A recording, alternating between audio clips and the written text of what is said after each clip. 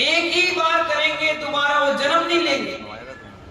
दीक्षा भी लेंगे तो अंतिम, केवल ज्ञान भी होगा तो अंतिम, और उसके बाद निर्माण होने के बाद इस धरा पर कभी जिंदगी में आपको दर्शन देने नहीं आएंगे। जीवन इतना प्यारा उन्होंने बना लिया। कल गर्भ का कल्याणक हमने देखा, कितना मनोज्ञ दृश्य। उस मां से पूछो जिसने उनको गर्भ में पाला। आज आपके यहां कोई बच्चे का जन्म होता है, क्या हो रहा? इसमें और उसमें जमीन आसमान का फर्क होता है। जब आपके यहाँ जन्म होता है तो भैया 8-10 दिन पहले हॉस्पिटल चले जाते हैं, डॉक्टर दवाइयां देता है, ऑपरेशन के समय मां चीखती है, चिल्लाती है, मालूम है मनोज जी? बैठ जाओ। एक हड्डी टूटने पर जितना पीड़ा एक व्यक्ति की होती है, इस एक हड्डी में इतनी पीड़ा होती है। सोचिए 300 हड्डी जब एक साथ टूटती होगी तो कितनी पीड़ा होती। इससे ज्यादा पीड़ा एक बच्चे के जन्म में उस मां को सहना पड़ता है। सोचिए, विचार करिए। और वो इतनी प्रसव पीड़ा को सहन करने के बाद एक बच्चे को जन्म दे पाती है। और तीर्थंकर की जो मां होती है मरु देवी, वो किसी पीड़ा को भी सहन नहीं करती और ऐसे सामान तरीके से बिल्कुल नॉर्मल डिलीवरी की तरह तीर्थंकर उनके गर्भ से बाहर आ जाते हैं और उस मां को भी पता नहीं चलता कि कब बच्चा बाहर आ गया। तकलीफ नहीं दी, यानी जिसने गर्भ में तकलीफ नहीं दी उसने जन्म में भी तकलीफ नहीं दी। हम कितने अभागे हैं, जब बड़े हो जाते हैं तो मां से कहते हैं, अरे मां तू पागल है, तू समझती नहीं है। बूढ़ी कहीं की आगे बैठ गई, ये कोई तरीका है? मेरी इंसल्ट हो गई। सोचिए, विचार करिए, जब वो गोदी पाकर आपको चलती थी, कहीं तुम पोटी करते थे, बाथरूम करते थे, बीच सभा में वो कार्यक्रम में, तब तो तुम्हें वो चाटी नहीं मारती थी कि तूने मेरी इंसल्ट कर दी। विचार करिए कितने पावन पुनीत तीर्थंकर का शरीर। अरे क्या गजब का अतिशय महानुभाव। जन्म के साथ कितने सारे अतिशय उनके जुड़ते चले जा रहे हैं, चमत्कार जुड़ते चले जा रहे हैं। वो तीर्थंकर कोई सामान्य व्यक्ति नहीं है, महापुणात्मा जी है, इस धरा का पहला तीर्थंकर है, उस मां के कोख से जन्म लेने वाला पहला पुत्र है।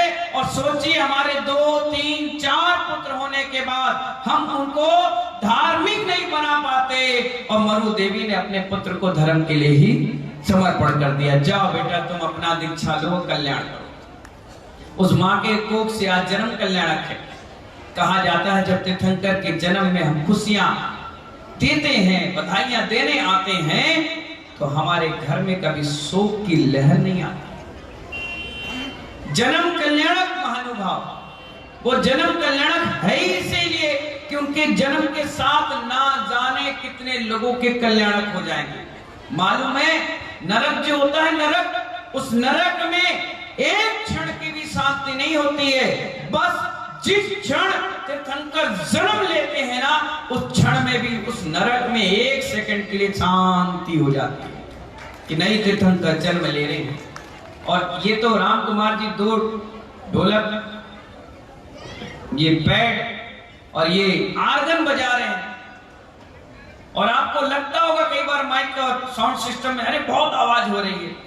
लेकिन जब तीर्थंकर जन्म लेते हैं ना, तो 10 निकाय के देवी देवताओं के घरों में जो उनके विमान है, वहां उनके वाद्य यंत्र 12.5 करोड़ बाजे एक साथ बजने लगते हैं। और बजते ही सारे इंद्र को पता चल जाता है इस धरा पे नाभि राय के यहाँ पुत्र रत्न की प्राप्ति हुई है, और सब लोग इकट्ठे हो जाते हैं। तुम ग्वालियर वालों को तो पोस्टर लगाना पड़ा, फोन करना पड़ा, टीका लगाकर निमंत्रण, आमंत्रण, चूल, पई, पानों का देना पड़ा, तब तुम आए। लेकिन तीर्थंकर के जन्म में कोई निमंत्रण नहीं पहुंचता और सहज रूप में लोग आकर के तीर्थंकर प्रभु की भक्ति करके जाते हैं। आपके और उनके में जमीन आसमान का फर्क है। फर्क यह है, वो चतुर्थ काल था और ये पंचम काल है। ये पंचम काल है। इसीलिए महानुभाव 12.5 करोड़ बाजे बजने के बाद भी किसी एक व्यक्ति को ये नहीं लगा कि मेरा कान में पीड़ा हो रही है, मेरा सिर दर्द दे रहा है, अरे भैया ये साउंड वाला मनीष बड़ा परेशान कर रहा है। एक व्यक्ति ने नहीं बोला, क्योंकि उनकी भक्ति बाहर की नहीं थी, अंतरंग की प्रकट हुई थी। और यही भक्ति आपको करना है। इस स्थान से महानुभाव एक व्यक्ति भी चूकना नहीं चाहिए आज भगवान की भक्ति करने के लिए। और तो क्या गजब का आनंद आता होगा जब सारा इंद्र परिकर खड़ा, करोड़ों की संख्या में इंद्रगण एक एक कलश ले रहे हैं और सौदर इंद्र एक एक कलश को तीर्थंकर बालक के ऊपर डालता चला जा रहा है। 1008 कलश। कितने कलश? अगर तुम्हारे ऊपर 1 बाल्टी से 2 बाल्टी पानी इस ठंड में डाल दिया जाए, अरे ठंडे मर गए रे भैया, गर्म पानी लाओ, अरे हीटर लगाओ, अरे गीजर लगाओ, तब हम नहाएंगे, तब हम पूजा करने आएंगे। सोचो जिसके ऊपर 1008 कलश डाल रहे हैं, मालूम है कितना बड़ा होता है? 96 किलोमीटर का तो उसका मुंह होता है। यहां से लगभग आगरा, पेट, यहां से इटावा, इतना बड़ा गहराई, यहां से झांसी से पार पहुंच जाओ। सोचो एक कलश इतना बड़ा, और तुरंत जन्मा बालक था। जैसे तुम्हारे छोटे से बालक को तुम ऐसे पकड़ के खिलाते, देखो कितना सा दिख रहा है, इतना सा बालक, और उसे पांडु शिला पे बैठाते हैं और इतनी वज्र वृषभ नारा सैनन होता है। बैठने के बाद इतना पानी अगर एक कलश तुम्हारे ग्वालियर के डाल दिया जाए तो पूरा ग्वालियर बह जाए। अब आप सोचिए 1008 कलश, और बच्चे वैसे इधर इधर इधर इधर इधर इधर, बच्चा बैठ के मुस्कुराते रहे, डालो बेटा डालो, जितना डालना है डाल लो, हम टस से मस नहीं होंगे, और खूब आनंद लेते हैं। और उसके बाद सौदर इंद्राणी उनको पहुंचकर वस्त्र आभूषण पहनाकर वापस उस मां के पास छोड़ जाती है। ये सारी प्रक्रिया इंद्रगण करते हैं, एक भी व्यक्ति को पता नहीं चलता। तुम तो बड़े सौभाग्यशाली हो कि फूलबाग में ये सारी प्रक्रिया तुम्हें फ्री फोकट में देखने मिल रही, बिल्कुल इजीली मिल रही है। वहां तो किसी को पता नहीं चलता। माया भी निद्रा में सो चुकी होती है, उसे भी नहीं पता चलता कि कब मेरा तीर्थंकर बालक मेरू पर्वत पहुंच गया और आ गया। सौदर इंद्र आकर क्षमा मांगता है कि मां हमें क्षमा करो, हमने बिना पूछे आपके बच्चे को ले गए, क्योंकि ये नियति है। सौदर इंद्र तीर्थंकर का पहला अभिषेक करता है, नियति है, इसलिए मुझे ले जाना पड़ा। अब आपके बच्चे को मैं सौंप के जा रहा हूं, अब आप इसका ध्यान रखिए। और तो और महानुभाव जितने वस्त्र आभूषण पहनते हैं, सारा का सारा वैभव सौदर इंद्र स्वर्ग से लेकर आता है, किसी दुकान से लेकर नहीं आता, किसी से मांग के लेकर नहीं आता। और मालूम है जो कुबेर देख रहे हो आप, खड़े हो ना, कुबेर जो रत्नों को लुटा रहा है, 9 माह गर्भ में और 6 माह पहले, यानी 15 महीने तक 14.5 करोड़ एक दिन में। हिसाब लगा के बताओ पवन जी कितना हो गया, कैलकुलेटर के अंक छोटे पड़ जाएंगे। इतने रत्नों की वर्षा वो कर चुका है। क्यों? क्योंकि वो चाहता है कि मेरे प्रभु जब इस धरा पर आए तो कोई भी व्यक्ति भिखारी ना रहे, कोई भी व्यक्ति दरिद्री नहीं रहे। पता चला महाराज बनते देरी नहीं, तीर्थंकर के सामने ये काम नहीं चलता, मर्यादा रखते हैं। इसलिए महानुभाव इस कुबेर का एक रत्न, कितना, जोर से बोलो, माइक वाले थोड़ा सा आवाज बढ़ाओ। कुबेर का एक रत्न, अगर स्वर्ग से वो एक रत्न आपके इस ग्वालियर में लाकर दे देना तो पूरे ग्वालियर की संपदा उसके सामने फीकी पड़ जाती। इतना करोड़पति व्यक्ति होता है वो सौदर इंद्र का कुबेर, और परम मित्र होता है। इसलिए तो करोड़ों लाखों रुपए की बोली लेने के बाद व्यक्ति इस पद को प्राप्त करता है कि मैं भी कुबेर बन रहा हूं, भावनाएं बनाता है। आज इस धरा पर महानुभाव तीर्थंकर बालक का जन्म का कार्यक्रम चल रहा है। हमारे पंडित जी, हमारे उमेश जी सारी क्रियाएं करते चले जा रहे हैं। मैं चाहता हूं यहाँ कोई भी व्यक्ति ऐसा नहीं रहना चाहिए जो ये कहे कि मैं भी अभिषेक करूं। हालांकि सौदर इनके अलावा कोई करता नहीं है, ये तो हमारे प्रतिष्ठाचार्य जी, ये हमारे आचार्य भगवान विराट सागर जी महाराज, ये उपाध्याय भैसन सागर की तुम्हारे ऊपर अनुकंपा है कि चलो कोई बात नहीं, तुम सौदर में नहीं बन पाए, कोई बात नहीं, तुम इंद्र बनकर ही अभिषेक कर लो। बहुत बड़ा मौका दे रहे हैं। मालूम है अभिषेक करता कौन है? पवित्र आत्माएं। तीर्थंकर का अभिषेक सौदर में इसलिए करता है कि आचार्यों ने कहा कि जैसे जैसे उसके ऊपर जलधारा गिरती है वैसे वैसे सारी जिंदगी भर के उसके कर्म नष्ट हो जाते हैं। और एक सौदर इंद्र अपने काल में अपने आयु के क्षीण होते तक ना जाने कितना जन्म कल्याणक मनाता है, इसलिए अगले भाव में मुनि बनकर के मोक्ष जाता है। इतना बड़ा पुण्य कमा लेता है। वो सचिंद्रानी उससे 4 कदम आगे रहती है। मालूम है आचार्यों ने कह दिया, अपने शास्त्रों में लिख दिया कि जिस व्यक्ति ने तीर्थंकर के शरीर को स्पर्श कर लिया वो अगले भाव में उंगलियों में भाव रहते हैं और मोक्ष चला जाता है।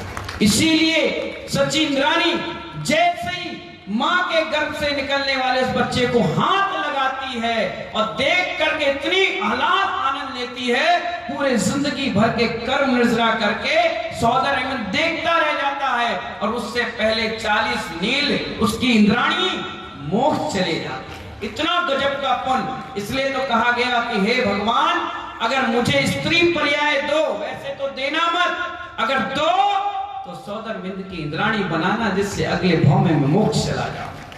और इंद्राणी अगर स्त्री पर्याय भी दी तो मुझे मां तिसला या नाभि राय की पत्नी बनाना मरु देवी, जिससे मैं अपनी कुच्छी से तीर्थंकर जैसे जीव को जन्म दूं। इसलिए स्त्री पर्याय महान है। और आज जन्म कल्याण का अवसर है।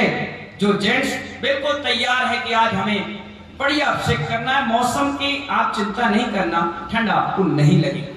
बढ़िया धोती दुपट्टा पहनना, एक कलश लेना, इसी स्थान पर जन्म कल्याण का अवसर आएगा, पांडुशिला लगेगी, यहीं पर अपन बड़े गाजे बाजे और हर्ष उल्लास के साथ राम कुमार जी के साथ, पंडित जी के साथ, उमेश भाई के साथ मिल करके यहीं पर अपन अभिषेक करेंगे। इसलिए आपको ज्यादा दिक्कत और परेशानी नहीं आएगी। आप सभी लोग एक एक कलश ले लेना, धोती दुपट्टा लेना और खूब बढ़िया अभिषेक करना। कोई हमसे कहे कि आप अभिषेक करो तो हम कर नहीं सकते। कोई कहे कि बाहर का व्यक्ति अभिषेक कर ले, नहीं कर सकता। आपका पुण्य है, भाग है, स्वस्थ है, मस्त है, बढ़िया है, आप आराम से अभिषेक कर सकते हैं। और इस अभिषेक से ना जाने कौन सा पुण्य और नसीब अपने भाग में ला सकते हैं। विवेक भाई को जैसी कुबेर का टीका लगाया गया, कह रहा महाराज श्री 5 लाख का फायदा हो गया। अपने आप हमारे सौदर मित्र राजेश भाई वंदना जी दिल्ली में रहने वाले हैं, बड़े बिजी लाइफ हैं। कभी उन्होंने धोती नहीं पहनी कि जाकर भगवान का अभिषेक कर ले, और पुण्य नसीब ऐसे आए कि आज सौदर मित्र बन के ग्वालियर में गजब के कार्यक्रम में सम्मिलित हो रहे हैं।